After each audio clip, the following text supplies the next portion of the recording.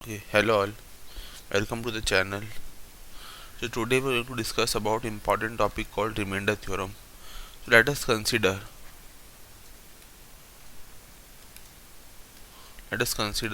15 and 6.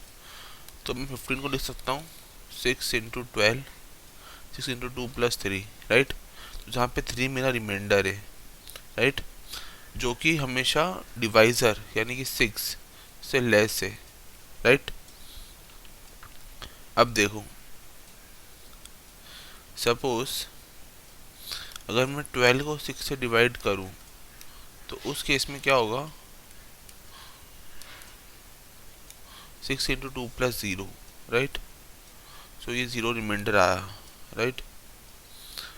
सो अपन कह सकते हैं क्या कि 6 जो है वो 12 का एक फैक्टर है, या फिर 12 जो है वो 6 का मल्टीपल है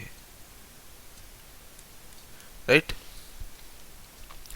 अब सवाल उठता है कि क्या मैं किसी तरह का पॉलिनॉमियल को आपस में डिवाइड कर सकता हूँ right. So the answer is yes. Suppose मैंने मोनोमियल लिया x और पॉलिनॉमियल लिया 2x cube plus x square plus x right. तो मैंने इसको x से डिवाइड करा तो मेरे पास क्या आया, 2x cube by x plus x square by x plus x by x right. So देखो मेरे पास अल्टीमेटली आंसर क्या आया, 2x square plus x plus 1। तो देखो, तो अपन ने क्या नोटिस करा कि मैं x multiply by 2x square plus x plus 1 को पूरा का पूरा पॉलिनॉमियल लिख सकता हूँ राइट। मतलब क्या हुआ कि x और 2x square plus x plus 1 दोनों ही उसके फैक्टर्स है राइट। और 2x cube plus x square plus x multiple है x का भी और मल्टीपल है 2x square plus x plus 1 का भी राइट, जैसे अपन ने ऊपर वाले एग्जाम्पल में देखा था राइट। पर सपोज करो मैंने पॉलिनॉमियल उठाया कुछ ऐसा 3x square plus x plus 1 और मुझे बोला कि इसको x से डिवाइड करो राइट। सो देखो उस केस में क्या होगा, अब देखो यहाँ पे ये दोनों टर्म्स जो है फर्स्ट टू टर्म्स वो तो इजीली डिवाइड हो गई, पर जो सेकंड टर्म है ना, लास्ट टर्म है 1/x, वो थोड़ा सा पंगा दे गई, मतलब ये डिवाइड हुई नहीं राइट। सो उस केस में क्या होगा, उस केस में क्या हुआ, ये जो 3x प्लस 1 है ये मेरा कोशंट बन गया और ये मेरा रिमाइंडर बच गया 1। 1 इज द रिमाइंडर राइट। सो अब अगर कोई मुझसे पूछे कि क्या x इसका फैक्टर बनेगा, तो मैं कहूँगा बिल्कुल नहीं बनेगा। क्यों? क्योंकि x कम्प्लीटली डिवाइड नहीं कर पाया पॉलिनॉमियल को राइट। इस वजह से x जो है वो इसका फैक्टर नहीं बनेगा। अब सपोज करो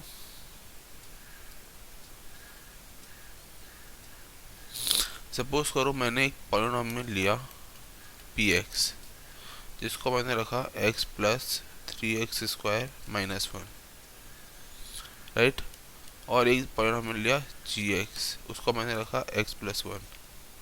सो राइट, अब अगर मुझे इन दोनों को डिवाइड करना है तो मैं क्या करूँगा। तो देखो बच्चों, जब भी ऐसा कोई क्वेश्चन आता है ना इन दोनों को डिवाइड करने का, तो हमेशा अपन क्या करते हैं, एक लॉन्ग डिवीजन मेथड अपनाते हैं। तो लॉन्ग डिवीजन मेथड में अपन ने क्या करा,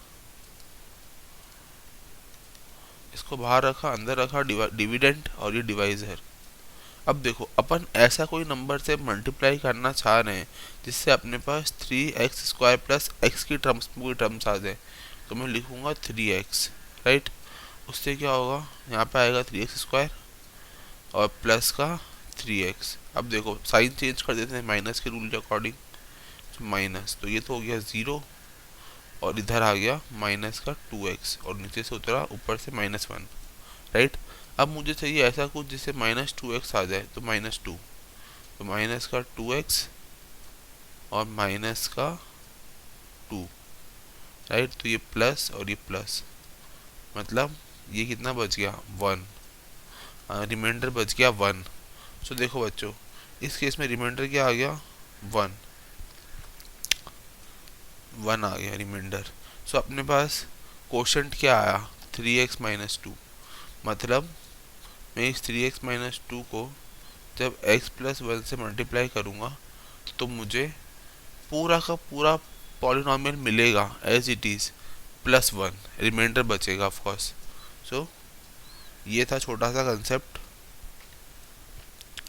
अच्छा, हमेशा ध्यान रखो कि ये जो प्रोसेस होता है ना, ये तब तक चलता है तब तक रिमाइंडर या तो ज़ीरो नहीं हो जाए, या तो जो डिग्री है डिविडेंड की वो डिवाइज़र से लेस ना हो जाए, ठीक है ना। मतलब degree of the new dividend is less than the degree of the divisor, right.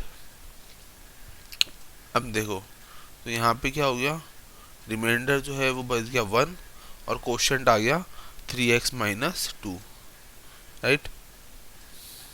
सो अपन इससे एक चीज़ कंक्लूड कर सकते हैं। देखो अपन क्या लिख सकते हैं, अपन लिख सकते हैं कि जो डिवाइडेंट होता है डिविडेंड इक्वल टू होता है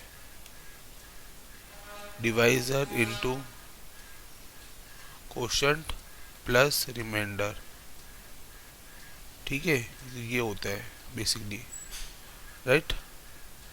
सो देखो, तो अगर px और gx कोई दो पॉलिनॉमियल है तो मैं लिख सकता हूँ gx into Q X plus R X, इस तरीके से, इस फॉर्म में, राइट। जहाँ पे हमेशा ध्यान रखो कि आर एक्स या तो ज़ीरो होगा या तो आर एक्स की डिग्री हमेशा जी एक्स की डिग्री से छोटी होगी। जैसे कि यहाँ पे 1 था ऊपर वाले एग्जांपल में, जो कि of course degree of G X जो कि था x प्लस 1, राइट, उससे छोटी थी, क्योंकि यहाँ पे भी डिग्री 1 ही थी और यहाँ पे 1 है, मतलब ये डिग्री 0 पॉलिनॉमियल है, राइट। सो देयरफॉर उससे डिग्री छोटी थी। नाउ हियर वी से कि जो px है वो gx का रिमाइंडर rx रिमाइंडर है और qx कोशेंट है, और gx को कोशेंट से मल्टीप्लाई करने पे बाद में कुछ रिमाइंडर बच जाए तो उससे पूरा का पूरा px जो है वो फॉर्म हो जाता है, राइट। अब सपोज करो मैंने बोला कि यार जो px था मेरा वो था 3x square plus x minus 1। अब मैं अगर सपोज करूँ यहाँ पे x को p ऑफ -1, x को -1 से रिप्लेस कर दूँ तो क्या आ जाएगा 3 माइनस 1 माइनस 1, मतलब 3 minus 2 which is 1। So ultimately आया क्या, आया वही जो अपना रिमाइंडर निकला था x प्लस 1 को डिवाइड करने पे। क्यों, क्योंकि यही तो रिमाइंडर थ्योरम बच्चों। अब देखो रिमाइंडर थ्योरम की स्टेटमेंट देखते हैं। अब बारी आ गई रिमाइंडर थ्योरम की स्टेटमेंट देखने की। सो स्टेटमेंट क्या कहता है, स्टेटमेंट यही कहता है, स्टेटमेंट यही कहता है क्या, अगर px कोई पॉलिनॉमियल है, px भी एनी पॉलिनॉमियल, px कोई पॉलिनॉमियल है फिर degree greater than equal to n, फिर degree greater then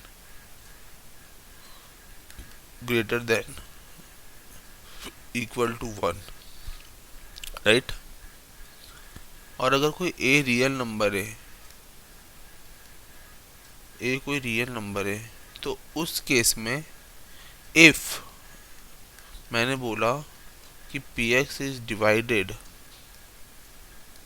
divided by x minus a which is a linear polynomial, right, linear polynomial. So उस केस में reminder जो होगा ना वो हमेशा p ऑफ a होगा, मतलब ऐसी वैल्यू जिसका ज़ीरो बना है अगर पॉलिनॉमियल का, जिस डिविडेंड डिवाइज़र का अगर जो ज़ीरो निकलेगा डिवाइज़र का, उस ज़ीरो को अगर पुट कर दे x की जगह पे तो जो वैल्यू आएगी ना बच्चों वो हमेशा रिमाइंडर के बराबर होगी। तो यही था रिमेंडर थ्योरम का स्टेटमेंट। अब देखो, जैसे मैंने मेरे से क्वेश्चन बोला कि यार मुझे एक क्वेश्चन दिया x4 plus x³ minus 2x² plus x+1, मुझे बोला कि इसको डिवाइड करो x-1 से। तो देखो मैं समझ रहा हूँ x-1 के अंदर जीरो क्या आएगा, 1। तो अगर मैं इसे 1 रख देता हूँ, 1 + 1 - 2 + 1 + 1, सो ये आ जाएगा 2 - 2 0 2 विच इज, तो 2 जो है ना बच्चों वही अपना रिमाइंडर बचेगा जब अगर अपन डिवाइड करेंगे इसको लॉन्ग डिवीजन मेथड से। अब समझ आया? सो ये था रिमाइंडर थ्योरम का कमाल, कितना आसानी से we can able to calculate the remainder by using the concept of zeros of polynomial and remainder theorem, right. So इसकी मदद से अपन ने डायरेक्टली कैलकुलेट कर लिया आंसर को। ये हुई ना मजे की बात कुछ।